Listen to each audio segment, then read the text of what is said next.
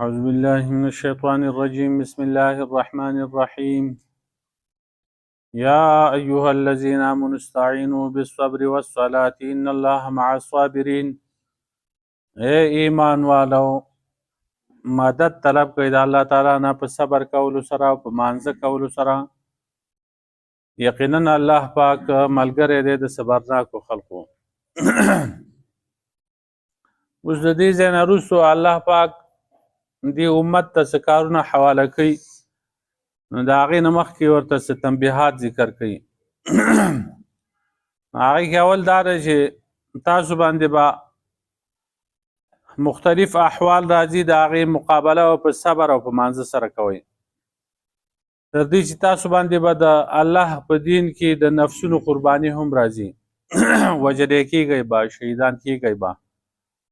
نو کوم کسان چې د الله په لاره کې مړه شي شهیدان شي نو هغو ته بد مه ګورئ هغو ته مړه مه وایئ د عامو مړو په شانتې دویمه تنبیه دا ده چې نورو مختلفو طریقو سره په تاسو باندې امتحانات راځي صبر کوئ ولنبلونکم بشیء من الخوف والجوع د هغې نه وروستو بیا د صفا مروه مسله هغه ذکر کړله چې هغه د قبلې سره تعلق ساتي مخکې د قبلې د تحویل مسله وه د قبلې د کعبې سره صفا مروه دا د متعلقاتو نه دي بیا د یو شبهې او د یو اعتراض جواب دی چې هغو به وي چې ای پیغمبر صلی الله علیه وسلم تاسو خلق د جاهلیت نه منع کوئ او حال دا دی چې په خپله د جاهلیت کار کوئ د صفا او مروه په منځ کې منډې تړلې وهئ سعی کوئ دلته خو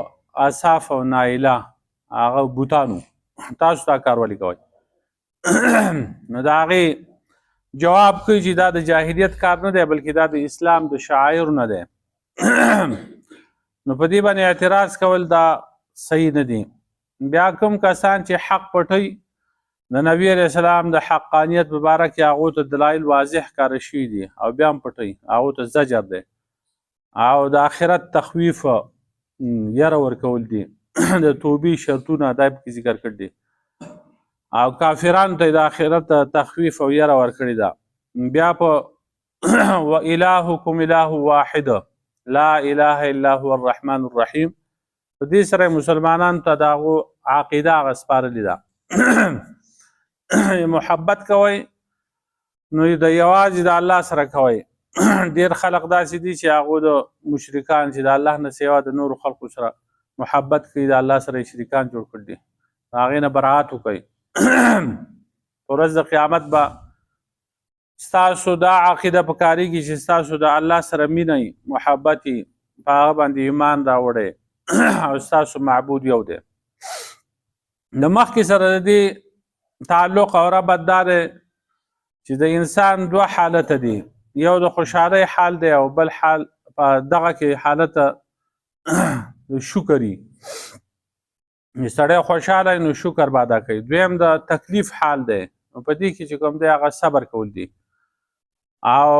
مانځه ته به سړی متوجه کېږي نو مخکې وفرمایل فاذکروني اذکرکم واشکروا لی ولا تکفرون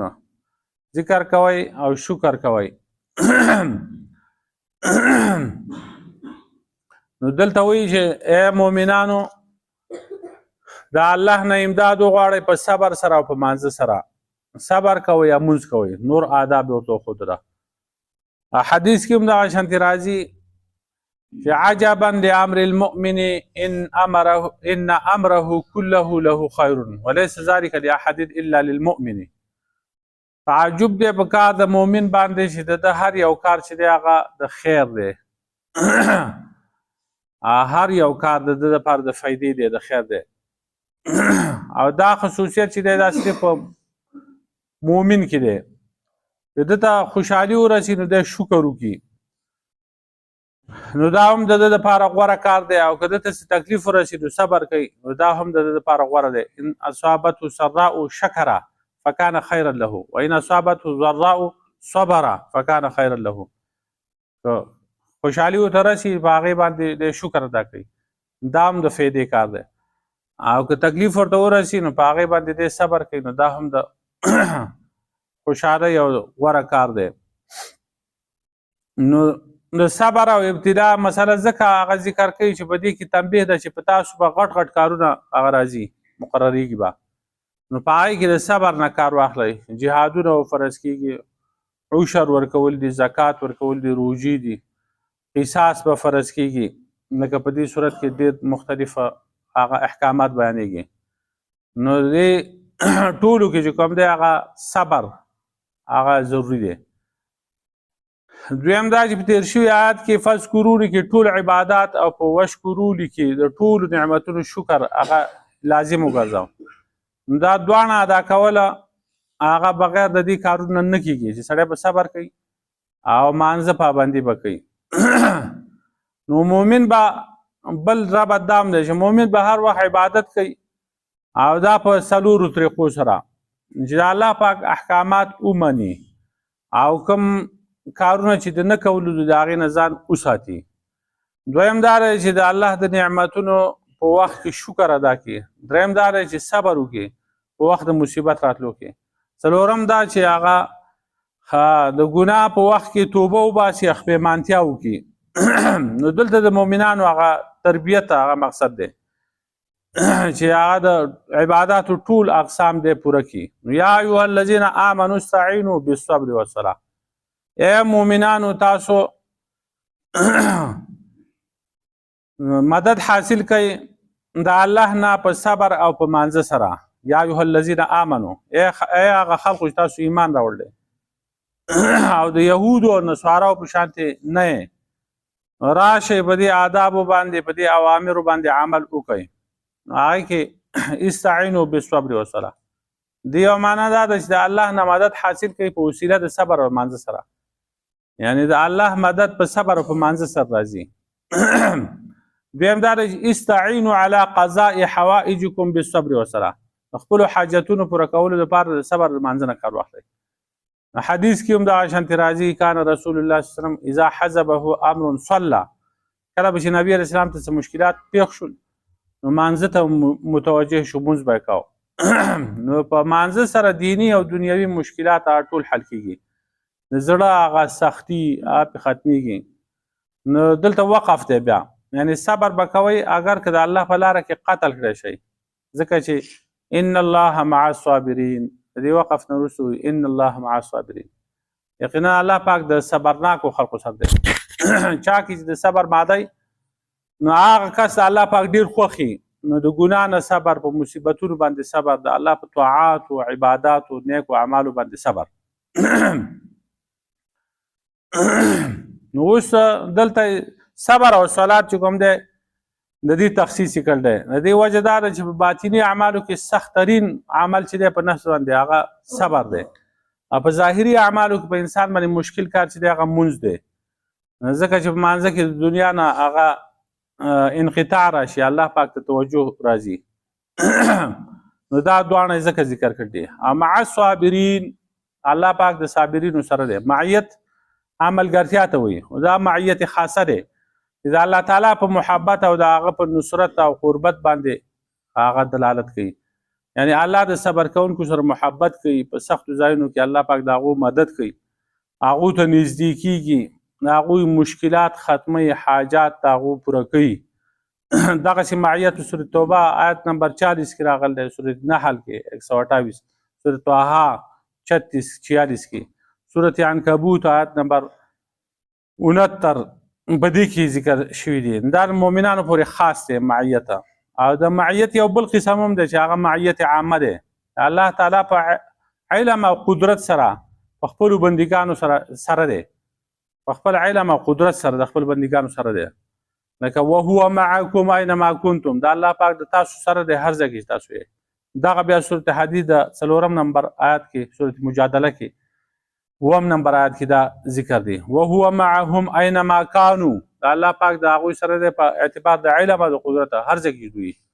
یو خاص معیت دی چې الله پاک د هغو مرسته او مدد کوي یو عام معیت دی چې الله پاک د خپلو بندګانو سره دی علم او قدرت د هغه دغه بندګانو سره دي نو دغسې معیت چې کوم دی هغه د ټول مخلوق سره دی نو یا ایها الذین آمنوا اے مؤمنانو استعینوا بالصبر مدد حاصل کوي د الله تعالی نه بالصبر په صبر سره او صلات او په مانځه سره ان الله مع الصابرین یقینا الله پاک د صبر کوونکو سره دی حدیث کې راځي الصبر ضیاء صبر چې کوم دی هغه رڼا ده رڼا صبر د نجات لار ښیي سړی خلاصېږي په دې باندې الله پاک چې کوم دی هغه د صبرناکو سره دی انما یوفى الصابرون اجرهم بغیر حساب د نور اعمالو هغه بدلی چې کوم دی هغه الله پاک مقرر کړی دی د هغې ثواب مقرر کړی دی او د صبر ثواب چې دی هغه الله دی او د هغو ته الله پاک چې کوم ثوابونه ورکوي بغیر حساب بې حسابه دي نو دې تفسیرونو کې لیکل دي چې نو سلیمان علیه السلام په وخت کې یو سړی و نو هغه یو بلبله اخیستې وه بلبله قیمتي بلبله وه هغې به ورته اوازونه کول دا سړی به ډېر زیات خوشحال و پنجره کې هغه بند کړ وه نو اچانک یو توتي راغی هغه د پنجرې ګیر چاپېره وګرځېده صحیح ووي او لاړ او د هغې نه وروسته هغه بلبل یې خپل اوازونه بند کړ بل یې کړو هغه سړی لاړ سلیمان علیه السلام ته شکایت وکړو چې داسې یو بلبله و هغې به د ښکلي اوازونه ویستل او ما به ورته غوږ خلی او لذت به مې ترې حاصله خوند به مې حاصله نو ته د دې حیواناتو په دې ژبه باندې هم پوهېږې نو ته تپوس وکړه چې دا څه چل دی نو سلیمان علیه السلام هغه بلبل وې راوړه نو چې راوړه نو هغې نه تپوس وکړو چې دا ولې ته خبرې نه کوې هغې ما زه خبرې نه کوم وی ولې نو هغې ورته وویل چې یو طوطي راغی ما ته وویل چې ته خو دا اوازونه وباسې دا سړی دا ګڼي سره دا سازونه دي اوازونه نه دي سازونه دي دې سازونو ته دې سړي غوږ خل دی او خوشحالېږي په دې باندې او ته په خپل هغه خپلو خپلوانو اولاد او په دې پسې خفه یې هغه چغې وباسي ژاړي ته ما جړل فریاد مې کوه په هغه خپلوانو او په خپلو بچو په دې پسې خفه وم دې سړي وي چې دا ما ته سازونه غږوي نو قلاره شه دې دغه نه صبر وکړه دا اوازونه مه وباسه چې نجات لار دې راوځي وایي د دې نه وروسته ما قسم کړ دی چې زه به بیا اوازونه نه وباسم اوس غلی یم سلیمان علیه السلام هغه سړي ته وایي چې دا نور اوازونه نه وباسي بس ختم د دې نه ما تپوس وکړو خو لکه دې کې طاقت ختم شوی دی د اواز د ویستو نو دا به نور اوازونه نه کوي هغه سړي وایي دا خو ما د دې دپاره اخیستې وه چې دا به دا ښکلې ښکلې اوازونه وباسي او زه به ورته غوږ به مې ایښلی جو پنجرې هغه دروازه یې کولاو کړه جو هغه چې کولاو کړه نو چې هغه روانه شوه وی حمد دی هغه ذات لره چې هغه زه په اګۍ کې جوړه کړم اګۍ کې د اګۍ نه پیدا کړم او بیا په هوا کې والوځولم او د صبر له وجې نه د پنجرې او د قفس نه ازاده کړم الله مخه دغه طریقه وه چې صبر څوک کوي نو الله پاک هغو له نجات لار ورکوي او دې چې دا چغې ویستې فریاد یې کوه جو قید وه نو د هغه چغو مغو د دې نه قلاره شو صبر یې شروع